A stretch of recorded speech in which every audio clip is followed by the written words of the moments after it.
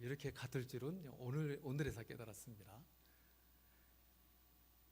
목회자가 좋은 성도를 만나는 것도 참 중요하지만 성도가 좋은 담임 목회자를 만나는 것은 정말 큰 축복입니다. 여러분들은 수지 맞으셨습니다. 우리 옆에 분에게 이렇게 한번 이 진리를 한번 서로 확인해 주겠습니다. 옆에 분을 보시면서 이렇게 한번 이 사실을 확인해 주시죠. 당신은, 저를 보시고 당신 하지 마시고 옆에 분들 보시면서 당신은 하나님이 만드신 걸작품입니다. 한마디만 더 하겠습니다. 명품입니다. 이용 한마디 더 하겠습니다. 명품답게 삽시다. 우리는 하나님의 형상과 모양을 따라 만들어진 존재입니다. 이 말은 그지없는, 비할 데 없는 하나님의 걸작품이고 명품이라는 거죠. 신자된 우리의 위치는 그렇습니다. 여러분들은 명품이고 걸작품입니다. 그런데 이 명품을 가지고 이런 표현 용서하십시오. 짝퉁처럼 살아서야 되겠습니까? 다시 한번 옆에 분에게 우리 짝퉁처럼 살지 말고 명품처럼 삽시다. 신자된 그리스도인의 명품 인생을 살아가는 우리 도남제일 모든 성도 다 되시기를 주님의 이름으로 축원합니다.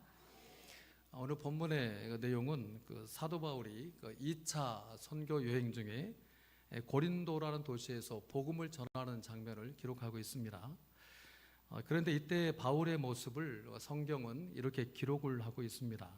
사도행전 18장 5절을 보면 실라와 디모데가 마게도냐로부터 내려오매 바울이 무엇에 붙잡혀요? 하나님의 말씀에 붙잡혀. 바울이 하나님의 말씀에 붙잡혀. 그러니까 바울이 지금 성령 충만해진 상태에 있는 겁니다. 뜨거워져 있는 거죠. 그래서 5절에 계속 이어지는 그 말씀도 보면 바울이 하나님의 말씀에 붙잡혀 유대인들에게 예수는 누구라? 그리스도라 밝히 증언합니다. 그러니까 예수만이 우리의 그리스도요, 예수만이 우리가 주시오, 예수만이 우리의 구원자시다, 이렇게 뜨겁게 증거하며 선포했다는 겁니다. 그러나 바울이 직면한 현실은 6절을 보면 사람들이 이 바울을 대적하고 비방을 합니다. 또 이후에 일어나는 일들도 보면 물론 회심하는 사람들도 적지 않이 나오지만 바로 이어서 이 9절 이하의 말씀을 보면 우리 주님이 바울에게 직접 나타나셔서 야 바울아, 두려워하지 말아라, 침묵하지 말아라, 이 성에 내 백성이 많다, 이렇게 말해 주셔야 할 만큼 이때 바울은 여러 가지로 매우 힘겨워하고 있었던 것으로 보여집니다. 근데 그럴 수밖에 없는 것이 이 2차 선교 여행의 목적지는 바울의 선택이 아니고 성령 하나님이 일방적으로 선택하시는 겁니다. 원래 바울은 소아시아 선교를 계획을 했었죠. 근데 성령께서 그 계획을 다 뒤엎어 놓으시고 일방적으로 유럽으로 바울을 끌고 오십니다. 이렇게 해서 바울은 유럽의 첫 성인 빌립보, 데살로니가, 또 베레아, 아덴, 아테네지요. 그리고 이어지는 여기 고린도에 이르기까지 바울은 분명히 성령 하나님의 이끄심을 따라가고 있습니다. 그런데 현실은 가는 곳마다 억울한 일을 당하고 감옥에 갇히고 매에 맞고 사람들의 극렬한 반대에 부딪히고 쫓겨나는 일들을 계속 겪게 됩니다. 우리 사랑하는 성도 여러분, 우리 많은 성도님들이 신앙생활을 하면서 오해하는 것 중에 하나가 뭐냐면 성령 충만해지면 거칠게 없어진다라는 생각입니다. 그런데 정말 그렇게 되시던가요? 내가 은혜 받고 성령 충만해지고 나니까 날마다 극적이고 드라마틱한 일들이 일어나고 문제는 다 해결되고 억울한 일 하나도 없고 사업이 잘 되고 애들이 말 잘 듣고 속 썩이던 남편이 갑자기 정신 차리더니 돈 잘 벌어오고 술 담배 끊고 로또가 당첨되고 주식 대박 나고 교회 일도 막힘이 없고 이렇게 되시던가요? 그렇지는 않더라는 게 솔직한 우리의 경험들 아닙니까? 구원받은 감격, 기쁨, 체험 이런 것들이 바울처럼 우리를 뜨겁게 하고 감동시켜서 나는 그 무엇에도 지지 않고 굴복하지 않고 주님만을 위하여 살리라. 나는 정말로 그렇게 굳세게 진심으로 결단했습니다. 그런데 현실은 그런 내 진실과 내 각오를 받아주지를 않습니다. 내가 받은 은혜가 사람들에게 통하지를 않습니다. 가장 가까운 가족한테도 내가 받은 은혜가 통하지는 않습니다. 그래서 우리는 놀라고 당황합니다. 대체 이게 뭔가? 이게 뭔가? 내가 받은 은혜가 다 가짜였단 말인가? 우리는 당황합니다. 성도 여러분, 예수 믿고 감동하고 체험하고 그래서 평생을 그렇게 늘 승리와 희열 속에서 아무 문제 없이 꽃길만 걸으며 잘 살았더라. 이런 성도는 기독교 역사상 한 사람도 없습니다. 우리 신앙은 매우 뜻밖에도 우리가 겪는 실패와 한계를 통해서 자라고 깊어집니다. 그래서 하나님은 때때로 우리를 의도적으로 또 일방적으로 하나님은 우리를 실패와 한계의 자리로 그분이 우리를 몰아가십니다. 그러므로 우리 사랑하는 우리 도남지교회 성도 여러분, 지금 여러분들이 현재 진행형으로 겪고 있는 그 현재 삶의 모든 문제들, 고난과 실패와 어떤 억울함과 눈물과 그 모든 아픔의 문제들이 여러분 자신을 만들게 하셔야만 합니다. 그 좌절과 실패를 없어야만 할 것으로, 제거해야만 할 것으로 그렇게만 생각하지 마시고 그 좌절과 실패와 그 억울함들이 지금 내게 무엇을 만들고 있나를 보셔야만 합니다. 무슨 말인가 하면 고난당하고 있는데 괜찮아, 뭐 하나님이 다 알아서 하시겠지, 이런 식으로 이 고통의 문제를 하나님께 떠넘기려 하지 마시라는 겁니다. 그 실패와 때로 억울함과 그 좌절을 기꺼이 감내하고 수용하고 받아내십시오.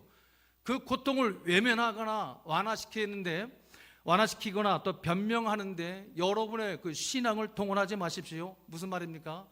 신앙을 진통제로 쓰지 마시라는 겁니다. 신앙이 무슨 타이레놀, 아스피린 이것이 아닙니다.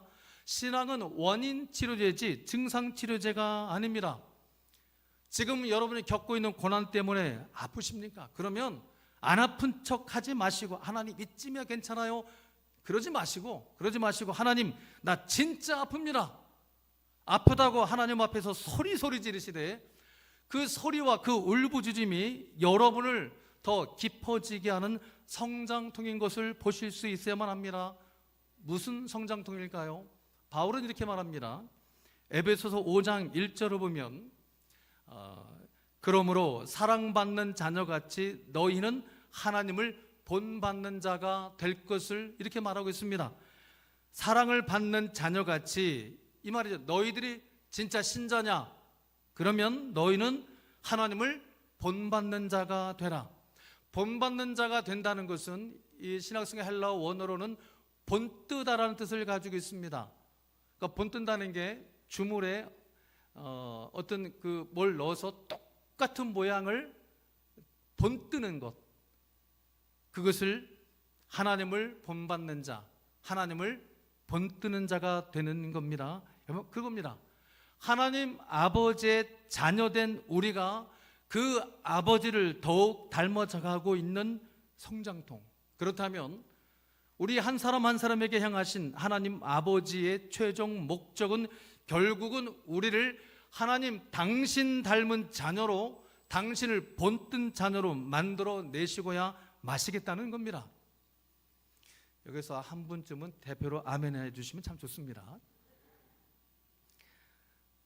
그리고 우리가 하나님을 이 본뜨는 것은 우리가 우리의 한계를 보게 될 때 그때 비로소 시작이 됩니다. 그래서 이게 지금 내 실력으로 되는 게 아니었구나. 그래서 우리는 하나님을 의지하는 법을 배우게 됩니다. 이때 우리가 쏟아내는 눈물은 하나님을 아버지로 가진 자녀의 눈물이 됩니다. 이때 우리가 겪는 아픔과 좌절과 실패와 억울함들은 하나님을 아버지로 가진 자녀의 아픔과 좌절과 실패와 억울함이 됩니다. 그래서 그 고통으로 인해 그 억울함 때문에 우리가 울지 않을 수는 없지만 뜻밖에도 그 억울함의 문제들이, 그 눈물이 나를 더욱더 성숙하게 하며 우리를 깊어지게 합니다. 성경을 보면 모든 위대한 신앙의 위인들이 누구나 외워시 바로 이 과정을 거치고 있음을 우리는 확인하게 됩니다. 그 중에 한 인물의 예를 들어보죠. 베드로는 예수님이 잡히셨을 때 예수님을 3번이나 부인하는 그의 평생에 지을 수 없는 가장 큰 좌절을 겪고 나서야 비로소 베드로는 이 눈물을 흘릴 수 있게 됩니다. 그 전에는 그는 이 눈물을 흘리지 못합니다.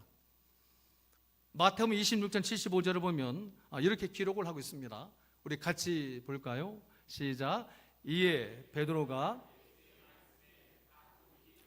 네가 3번 나를 부인하리라 하심이 생각나서 밖에 나가서 심히 통곡하니라. 사실 이 베드로라는 사람은 자기가 가진 이 믿음에 대해서 얼마나 자신감이 넘쳤습니까?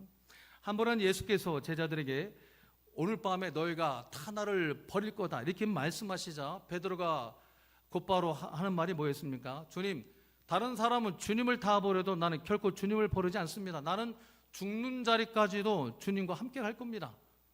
베드로의 문제는 이게 그냥 하는 말이 아니라 베드로는 이 말을 진심으로 했다는 겁니다. 그러나 주님이 파악하신 이 진심을 다한 베드로의 이 믿음의 실체는 베드로야, 너는 딱 울기 전에 딱 3번이다.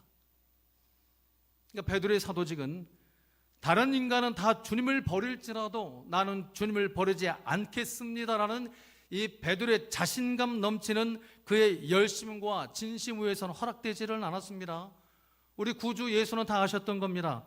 베드로가 예수님을 사랑하는 것도 다 진짜고 다른 인간은 다 주님을 버릴지라도 나는 주님을 버리지 않겠습니다라는 이 맹세도 진심이지만 우리 사람의 진심이라는 것이 얼마나 연약한가를 우리 주님은 다 알고 계셨던 거죠. 예수님이 그 사랑하는 제자 베드로가 실패하도록 그냥 두신 이유가 여기에 있습니다. 베드로는 자기를 봐야 했기 때문입니다. 베드로는 자기 밑바닥을 봐야만 했습니다. 베드로는 자기를 몰랐던 거죠. 아니, 인간을 몰랐습니다. 이게 베드로만의 문제겠습니까? 오늘 예수 믿는 신자들은 우리도 똑같지 않습니까? 우리는 세상 사람들은 다 그렇다 치더라도 우리 예수 믿는 신자들까지도 여전히 우리는 그런 인간에 대한 가능성을 우리는 여전히 소망하고 있지 않습니까? 우리는 인간이 굉장히 센 줄 압니다. 그래서 사람들이 자꾸만 자기 속에서 어떤 가능성을 찾으려고 합니다. 이른바 휴머니즘, 인본주의의 위험성이 여기에 있습니다.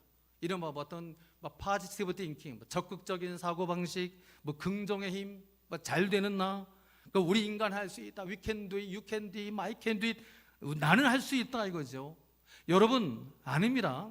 신앙은 나는 할 수 있다가 아니라 나로서는 할 수 없다는 자기의 약함과 무능을 아는 데서부터 그때 비로소 우리의 신앙은 시작이 되고 믿음이 깊어지는 겁니다. 그래서 그토록 자기에 대해서 자신만만한 베드로에게 주님이 뭐란 말씀을 하십니까? 누가복음 22장 32절을 보면 이렇게 말씀을 하십니다. 같이 볼까요? 너는 돌이킨 후에야 내 형제를 굳게 하리라 합니다. 너는 돌이킨 후에야, 네가 돌이켜야. 무슨 뜻입니까? 네가 바닥을 쳐봐야, 네 밑바닥을 봐야, 그래서 너는 십자가 아니면 안 되는 존재임을 네가 깨닫고 나서야 그때 비로소 너는 신앙의 첫 발을 내딛게 될 거다. 이렇게 말씀을 하신 겁니다. 신앙이 기록하고 있는 모든 헌신의 사람들에게 공통적으로 나타난 특징이 뭐냐면 그들은 하나같이 자기를 봤습니다. 베드로는 자기를 봐야만 했습니다. 베드로의 사도직은 언제 비로소 허락됩니까? 다른 인간들은 다 주님을 버릴지라도 나는 주님을 버리지 않겠습니다라는 그건 베드로의 열심 위에 허락되는 것이 아니라 나는 예수란 자를 모른다며 3번이나 부인한, 마지막에는 예수를 저주까지 했죠. 이렇게까지 예수를 3번이나 부인한 후에야 흘릴 수 있게 된 그의 뜨거운 눈물 위에서 그의 사도직이 허락됩니다. 왜 그렇습니까? 우리 사람은 우리가 가진 약함과 한계 속에서 비로소 크게 되기 때문입니다. 다른 방법으로는 크질 않습니다. 그러므로 주님 앞에 헌신의 사람이 되기를 소원하는 우리 여러분들, 우리의 모든 신앙 고백과 열심과 우리가 주의 이름으로 하는 그 모든 신앙 행위들은 내가 근거가 되고 내가 조건이 되고 내가 이유가 되는 그 모든 자기의 자기 중심성을 제거하고 오직 우리 그리스도 예수만이 근거가 되고 주님만이 이유가 되는 것이어야만 합니다. 사실 우리 중에 하나님이 쓰실 만해서 자격이 돼서 쓰는 사람은 없습니다. 야, 저런 사람을 주님이 안 쓰시면 누굴 쓰시겠어? 이런 말만큼 십자가를 모르고 변질시키는 말도 없습니다. 우리 중에 하나님이 쓸만해서 쓰시는 사람 누구 있습니까? 하나님 앞에 꺼내 놓을 만한 것을 가진 사람 누구 있습니까? 없습니다. 아무도 없습니다. 하나님은 자기가 못난 것을 본 자를 쓰십니다. 그래야 사람들이 그 사람을 보고 야, 역시 하나님은 살아계시는구나, 저 사람에게 하나님이 일하고 계시는구나, 그 사람을 보고 하나님을 볼 게 아니겠습니까? 그러니까 은혜가 아니고는 그 사람이 그 자리에 있다는 것이 도저히 설명이 안 되는 겁니다. 그러면 이 안에서 가장 대표적인 사람은 누구겠습니까? 왜 저를 보십니까? 근데 잘 보셨습니다. 사실 초면에 좀 죄송한 말씀이지만 제가 저를 잘 아니까요. 제 실력과 제 능력과 제 인품으로는 저는 목회자감이 도저히 안 됩니다. 이것은 제 아내가 보증합니다. 은혜가 아니고서는 사실 제가 지금 이 강단에 서 있는 것이 이게 설명이 되지를 않습니다. 여러분, 하나님이 우리를 부르시는 방법이 그렇습니다. 그래서 이러한 우리의 한계와 연약함을 우리에게 가장 잘 드러내고 우리로 하여금 생각나게 하시기 위해서 성경에 선택하고 있는 단어가 매우 뜻밖에도 은혜라는 단어입니다. 이 은혜라는 말만큼 우리에게 우리가 얼마나 죄된 존재이며 무능하고 연약한 존재인가를 선명하게 드러내주는 단어는 없습니다. 그런데 많은 분들이, 목사인 저도 똑같고요, 많은 분들이 이 은혜라는 단어를 쓸 때 어떻게 쓰는가 하면 우리가 바라고 기대하며 요구하는 것을 채우기 위한 기독교적인 용어로 사용되는 경우가 참 많습니다. 그러니까 성경이 의도하며 뜻하는 이 은혜에 대한 이해가 부족한 겁니다. 틀렸다는 게 아닙니다. 부족합니다. 성경이 의도하는 은혜의 본질에서 많이 벗어난 해석인 겁니다.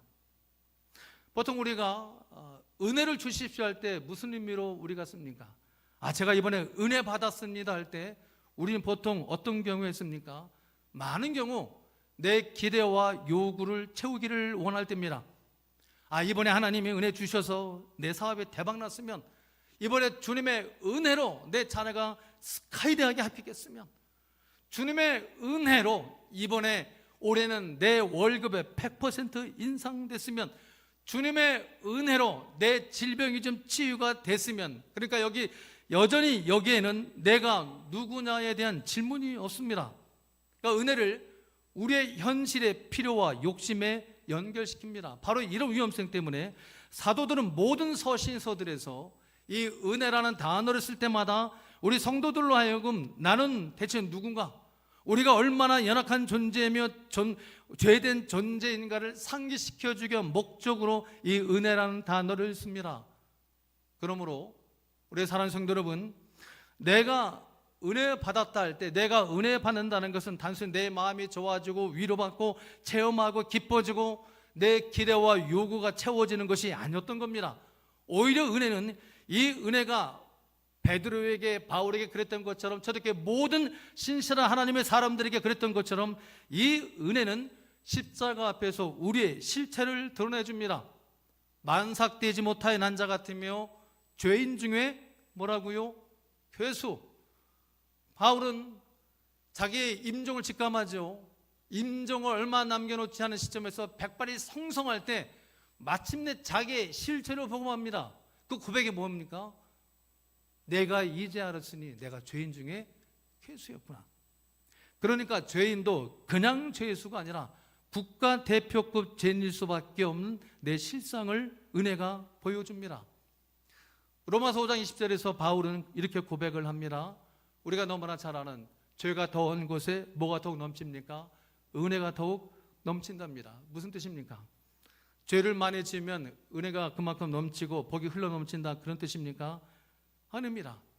죄가 더한 곳에 은혜가 더욱 넘친다는 이 말씀이 가지는 의미는 내가 죄인인 것을 많이 깨닫는 그만큼 예수가 나의 구주요 나의 주님인 것이 느껴지니 그것이 은혜가 아니겠느냐는 말씀인 겁니다. 사랑하는 성도 여러분, 우리 역시 마찬가지입니다. 이렇게 예수가 나의 구주와 나의 주님 되심이 믿어지는 이 믿음을 우리가 여전히 유지할 수 있는 것, 코로나 상황 가운데서도 우리가 예배의 자리에 나올 수 있었던 것, 이 신앙에 여전히 내가 포기하지 않고 계속 지속할 수 있는 것은 우리 어떤 남다른 열심이나 체험이나 탁월함 때문이 아니고 오직 하나님의 은혜인 것을 늘 경험하게 됩니다. 그래서 얼마나 다행인지 모릅니다. 그렇지 않고 만약에 우리 보고 선택하라 그랬다면 우리 중에 단 한 사람도 이 자리에 오지 않았을 것이기 때문입니다. 성경이 증언하고 있는 모든 인간의 실상은 어머니 모태로부터 죄를 가지고 나온 자요, 죄를 향한 경향성을 가지고 있고 만삭되지 못해서 난 자 같은 연약한 백성이기 때문에 그런 우리 보고 선택하라고 했다면 단 한 사람도 이 신앙과 믿음의 자리로 오지 않았을 겁니다. 하나님이 우리를 강권하시고 그분이 일방적으로 우리를 은혜의 길로 몰아넣으셨기 때문에 우리가 이 믿음의 자리로 오는 것이며 이 믿음이 지금도 우리에게 지속되고 있는 겁니다. 그래서 우리는 마침내 복이 되는 겁니다. 아, 내가 하나님을 붙잡고 가는 줄 알았는데 하나님이 나를 붙잡고 가시는 거였구나. 내가 하나님을 선택한 줄 알았는데 그게 아니었구나. 하나님이 나를 선택하신 거였고 그분이 일방적으로 나를 콧겨서 끌고 가시는 거였구나. 그래서 성도 여러분, 그래서 이게 얼마나 다행입니까? 그렇지 않고 만약 신앙이라는 것이 우리가 내가 하나님을 붙잡아야 하는 거라면 지금까지 예수 믿고 있을 사람 누가 있겠습니까? 저를 포함해서 여러분들 중간에 다 포기하고 딴 길로 다 갔습니다. 오늘 본문에 사도행전 18장 5절 말씀들 보면 바울이 하나님의 말씀에 붙잡혀입니다. 바울이 하나님의 말씀을 붙잡았던 것이 아닙니다. 우리는 이 부분에서 매우 조심해야만 합니다. 특히 저 같은 목회자들, 말씀을 강론하는 자들이 자칫 여기 유혹에 그냥 걸리거든요. 자기가 말씀을 붙잡고 있는 줄 압니다. 아닙니다. 말씀에 붙잡히는 겁니다. 사도 바울은 하나님의 말씀에 붙잡혀갑니다. 예, 그렇습니다. 신앙이 좋다는 것은 내가 하나님을 붙잡고 가는 것이 아니고 내가 하나님께 붙잡혀 가는 것을 알게 되었다는 겁니다. 신앙의 핵심인 십자가는 우리가 신자 되는 방법이 아니고 하나님이 우리를 신자로 만들어내시는 그분의 방법이었던 겁니다. 그러니까 십자가는 하나님이 우리를 붙잡으시는 방법이지 우리가 하나님을 붙잡는 방법이 아니었던 겁니다. 그렇기 때문에 내가 예수 믿는다 할 때 이 믿음은 내가 예수를 택했다는 뜻이 아닙니다. 내가 예수 믿기로 결심했다는 뜻도 아닙니다. 내가 예수 믿는다 할 때 이 믿음은 하나님께서 예수 안에서 십자가로 우리를 붙잡아 오시는 그분의 방법이지 우리의 방법이 아니었던 겁니다. 그러면 믿음이란 우리가 막 믿습니다 이렇게 막 자기 결심을 강화시키고 막 자기 의지를 드러내고 이렇게 두 주먹 불 끈지는 것이 아니라, 물론 믿음에 그런 요소가 분명히 있고 또 필요하지만 그 이전에 어떤 자기 의지와 자기 뜨거움 그 이전에 내 결심과 내 의지이기 이전에 내 속에는 여지가 없구나. 1만에 0.1%의 가능성도 없구나. 내 안에 주님이 일하셔야 되겠구나. 이렇게 하나님 앞에서 자기를 수도 없이 보아온 사람이 믿음이 좋은 사람입니다. 붙잡힌 것을 아는 것이 신앙이요 이것이 은혜요 우리의 담대함과 신자된 자유함과 기쁨과 평강이 바로 여기에서만 나옵니다. 다른 데서는 나오질 않습니다. 우리 사랑하는 우리 도남제 성도 여러분, 하나님께 붙잡힌 것을 알고 가는 것만큼 신나고 안심이 되고 보증이 되고 설레고 용기 나는 이 또 어디 있겠습니까? 그래서 마침내 사람들이 그런 나를 보고 알게 되는 겁니다. 야, 저 사람에게 하나님이 일하고 계시는구나. 그러니까 사람들이 나를 보고 하나님을 보게 되는 겁니다. 우리 사랑하는 성도 여러분, 신앙이란 내가 하나님을 붙잡는 것이 아니라 내가 하나님께 붙잡혀 있음을 아는 것이며, 여기에서만 진짜 헌신이 나옵니다. 그렇다면 헌신하는 성도란 누굽니까? 하나님께 붙잡혀 사는 사람입니다. 내가 하나님을 붙잡는 것이 아니고, 하나님은 나 하기 나름이 아니라 우리가 하나님께 붙잡혀 있는 겁니다. 자기 실력, 자기 능력으로 살지 않고 하는 은혜로 사는 사람입니다. 그래서 은혜가 아니고는 설명되지 않는 사람, 오직 주의 은혜로만, 십자가로만 그 인생이 설명되는 사람이, 그 사람이 헌신하는 성도입니다. 성도 여러분, 저와 여러분이 바로 그런 성도 되시기를 바랍니다.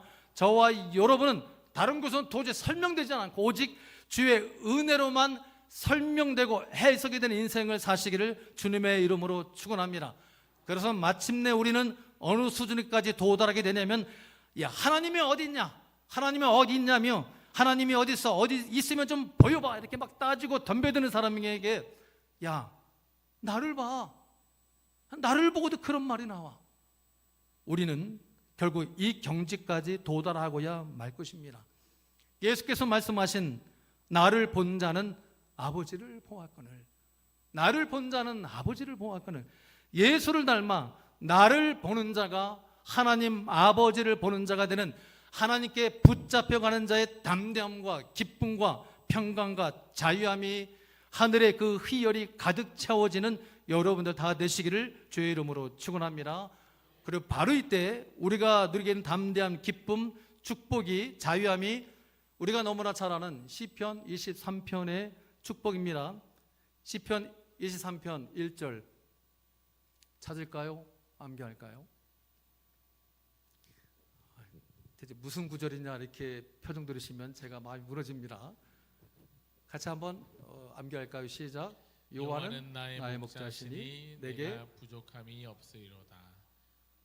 그가 나를 1절까지만, 2절까지 하면 시험 들 수 있으니까. 사람이라면 누구나 한결같이 바라고 소원하는 것이 있습니다. 그것은 평안한 인생을 사는 것, 뭐 하나 부족함이 없는 만족하며 안전한 인생을 사는 것입니다. 그리고 이런 인생의 만족과 안전을 보장받기 위해서 세상을 보면 사람들 지금도 얼마나 성실하게 부지런히 열심히들 살고 있는지 모릅니다. 정말 많은 사람들이 최선을 다해서 땀 흘리며 살아가고들 있습니다. 그런데 막상 그렇게들 열심히 땀 흘려 성실하게 살고 있는 그들의 삶이 평안할까? 그들이 만족한 인생을 살고 있습니까? 안타깝게도 그렇지 못한 것이 사실입니다. 과거보다 모든 면에서 훨씬 더 많이 가지고 있고 훨씬 더 많이 누리고 있는데도 불구하고 여전히 많은 사람들의 마음에는 평안이 없고 만족이 없습니다. 열심히 일도 하고 뭐 보험도 연금도 몇 개씩 들어놓고 열심히 운동도 하고 하면서 자신의 현재와 미래의 안전을 거기에서 보장받고자 합니다. 그러나 여전히 불안감에서 벗어나지 못하고 있는 것이 현대를 살고 있는 많은 사람들의 현실입니다. 그럼 그 원인이 어디에 있을까? 아직까지도 가진 게 부족해서일까? 세상 사람들은 그렇다라고 말합니다. 아직도 부족해서 불안하고 쌓아놓지 못해서 마음에 평안이 없다고들 합니다. 그래서 지금보다 더 갖고 더 쌓아놓기 위해서 좀 더 솔직히 말하면 남보다 더 많이 갖고 남보다 더 높이 올라가고 해서 그렇게 열심히들 일하고들 있습니다. 정말 그렇게 해서 더 많이 소유하게 되었습니다. 그럼 만족하겠죠? 미국에 록펠러라고 하는 부자가 있었습니다. 근대 역사에서 가장 큰 부자라고 하죠. 이제 이 록펠러 씨가 이제 노년에 이제 임종을 얼마 남겨놓지 않은 그런 상황이었습니다. 병원에 입원했습니다. 미국의 유명한 그 신문사가 있죠. 타임즈 기자가 록펠러 씨를 병원으로 이제 취재차 왔습니다.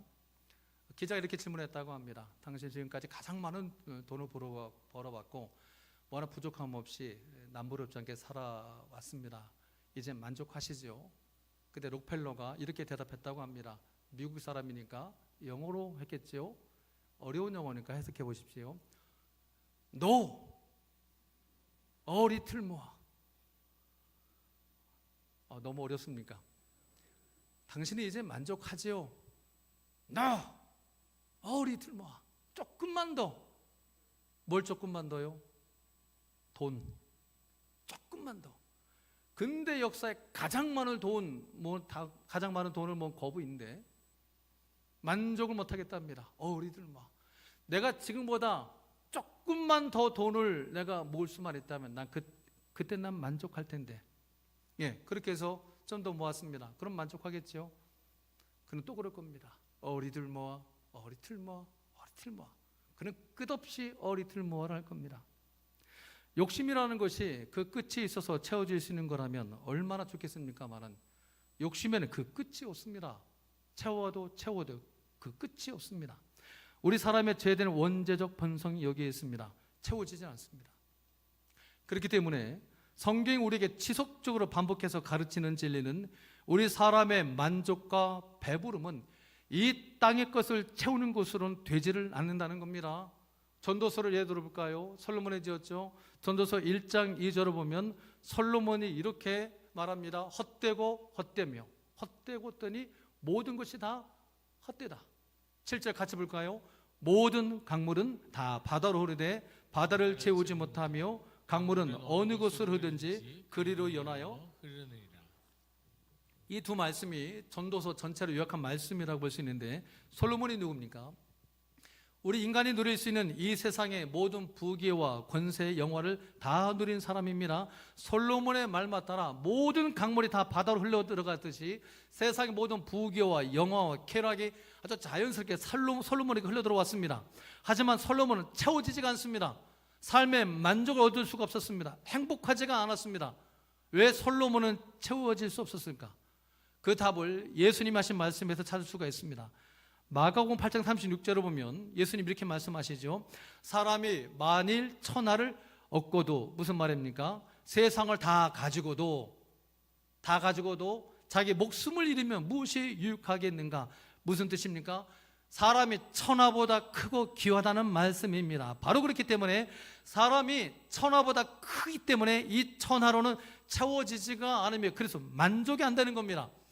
이 천하로는, 이 세상으로는 우리 사람은 채워지지가 않는 존재입니다. 그렇다면 우리 사람은 오직 무엇으로만 채워집니까? 어떤 방법으로만 우리 인생의 평안과 만족을 누리며 안전을 보장받을 수가 있습니까? 오늘 이 시편 23편이 그 답을 우리에게 줍니다. 먼저 이 다윗 시편 23편 중에는 우리의 상식을 벗어나는 틀린 표현이 하나 있습니다. 그것은 2절에 그가 나를 푸른 풀밭에 누이시며 라는 표현입니다. 우리가 잘 알고 있는 대로 다윗은 이 시편에서 하나님을 목자로 자기를 양으로 표현하고 있습니다. 그래서 목자이신 하나님께서 양과 같은 자신을 푸른 풀밭에 누이신다 이렇게 노래하고 있습니다. 여러분이 이 말씀을 읽을 때마다 어떤 장면이 떠오르십니까? 아름다운 풀밭이 눈앞에 쫙 펼쳐지고 양이 그 물가에서 평화리 누워있고 뛰노는 그런 목가적인 평화로운 환경을 우리가 떠올립니다. 그런데 여러분, 이 푸른 풀밭과 쉴만한 물가는 양에게 절대 안전한 장소가 아닙니다. 우선 이 양이라는 동물은 눕지 않는 동물입니다. 아니, 누울 수가 없는 동물입니다. 그런데도 다윗은 나를 푸른 풀밭에 누이시며 라고 했으니 이 표현이 틀렸다는 겁니다. 누워서 잘 수 있는 동물과 누워서 잘 수 없는 동물이 있습니다.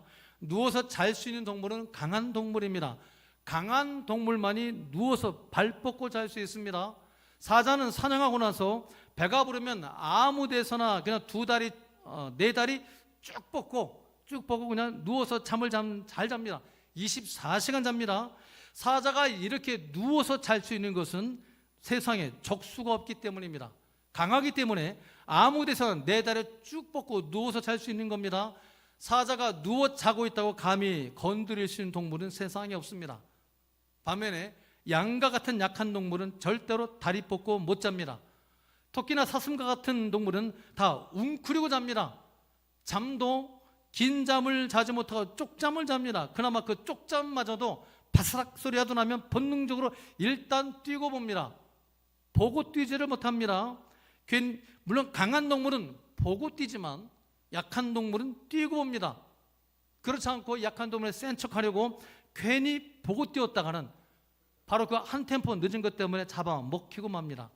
살아남기 위해서는 일단 뛰고 봐야 합니다. 약한 동물들은 평생을 그렇게 살 수밖에 없습니다. 그래서 평안이 없습니다. 늘 불안하게 삽니다. 잠잘 때도 누워서 잘 수 없습니다. 서서 잡니다. 약하기 때문입니다.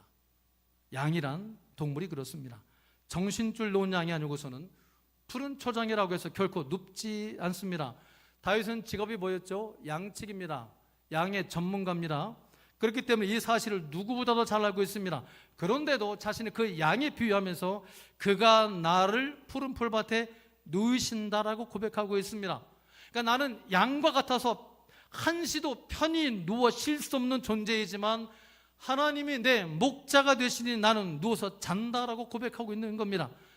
이렇게 양이라는 동물은 푸른 풀밭에 누울 수가 없는 동물이라는 사실을 알고 이 시편 23편을 읽으면 이것이 우리에게 얼마나 은혜가 되는지 모릅니다. 우리 사는 성도 여러분, 이 축복은 다윗만이 아니라 예수 믿는 우리에게도 이미 주어진 동일한 축복인 것을 여러분들이 믿으실 수 있기를 바랍니다. 여러분과 저는 이 거친 들과 같은 약육 강식의 원리가 지배하고 있는 이 정말 정글 같은 이 경쟁 사회 속에서 한시도 편히 누워 쉴 수 없는 연약하고 힘없는 양이지만 하나님이 만군의 주 여호와 하나님이 우리의 목자가 되어 주시니 우리는 푸른 풀밭에서 누워서 잘 수가 있습니다. 그래서 지금 주무시지 말고요. 사는 성도 여러분, 여러분의 인생이 푸른 초장에서 마음껏 누워 자며 이 잔잔한 물가의 쉼을 누리는 부족함 없는 인생이 되기를 여러분이 정말 원하십니까? 그렇다면 이 푸른 초장 쉴 만한 물가가 여러분의 목표가 되면 안 됩니다. 그런 사람들은 자꾸만 내게 이 푸른 풀밭만 있다면, 내게 이 쉴 만한 물가만 있다면 나는 정말 행복할 텐데 이렇게 생각합니다. 내 자녀가 이번에 대학에 들어가기만 하면, 이 병 낫기만 하면, 이 사업이 고비만 넘기면, 이번 출시만 대박치면 나는 정말 행복할 텐데, 이 남자와 결혼할 수만 있다면 나는 정말 행복할 텐데, 정말 그러시던가요? 우리 아내분들? 대답은 하지 마십시오. 가정의 평화를 위해서. 이것만 손에 넣으면, 이 문제만 해결받으면, 이 고비만 넘기면, 이 남자와 함께라면 내 인생은 안전을 보장받으며 평안해지고 행복해질까? 그러니까 내 조건과 환경이 지금보다도 나아지기만 하면 그 좋아진 환경이 내 평안과 안전을 보증해 줄까? 그렇게는 안 된다는 것이 성경의 아주 집요하고도 줄기찬 주장입니다. 우리가 지금까지 경험해 오지 않았습니까? 우리 사랑하는 성도 여러분, 제가 질문을 할 테니까 대답 한번 해보시죠. 이 양이라는 약한 동물이 가장 평안하고 안전을 보장받을 때는 푸른 초장과 쉴 만한 물가에 있을 때입니까? 아니면 목자 옆에 있을 때입니까? 오늘 저녁에 나오실 때 집에서 싸우고도 나오셨습니까? 답 좀 하시죠. 다시 한번.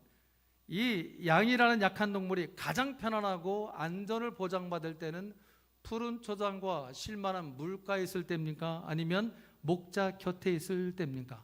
목자 곁에 있을 네, 때입니다. 목자 곁에 있을 때입니다.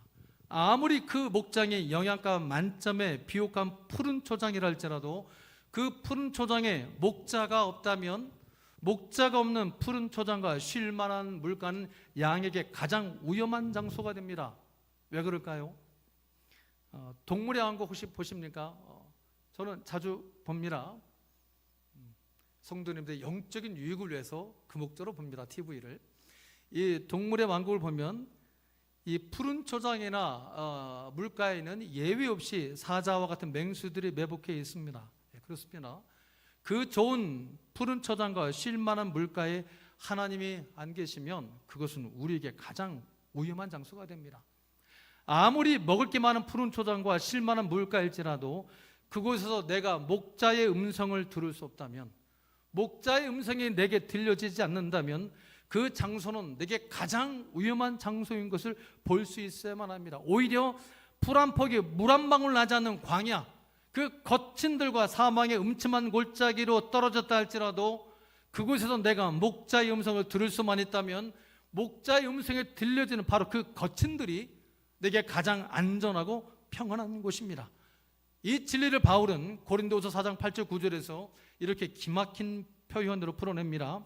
이렇게 말하죠. 우리가 사방으로 우겨쌈을 당하여 쌓이지 아니하며 답답한 일을 당하여도 낙심하지 아니하며 박해를 받아도 버림받지 아니하며 곡구리뜸을 당하여도 망해지지가 않는답니다. 그럼 그 근거가 무엇입니까? 우리 주님이 말씀을 하세요.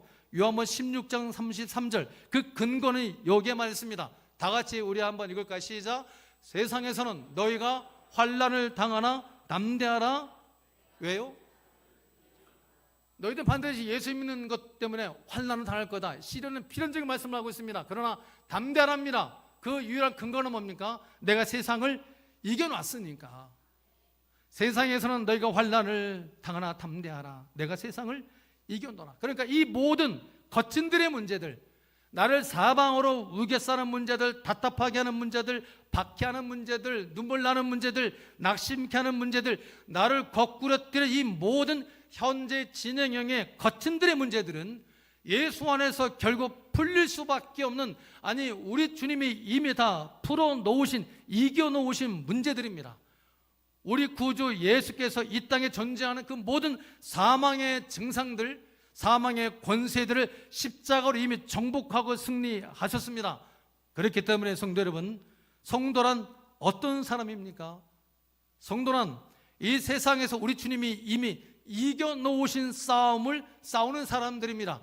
그러니까 우리의 싸움은 나 하기 나름이 안 했던 겁니다. 내가 어떻게 하나님 따라 승리도 하고 내가 좀 더 게으름 피우기도 하면 실패하는 그게 아니라 이미 우리의 승리로 이미 다 결론이 나 있는 싸움들이라는 겁니다. 좀 오래된 이야기긴 한데 2002년 우리나라에 월드컵이 있었습니다. 그때 우리가 월드컵 몇 강까지 올라갔죠?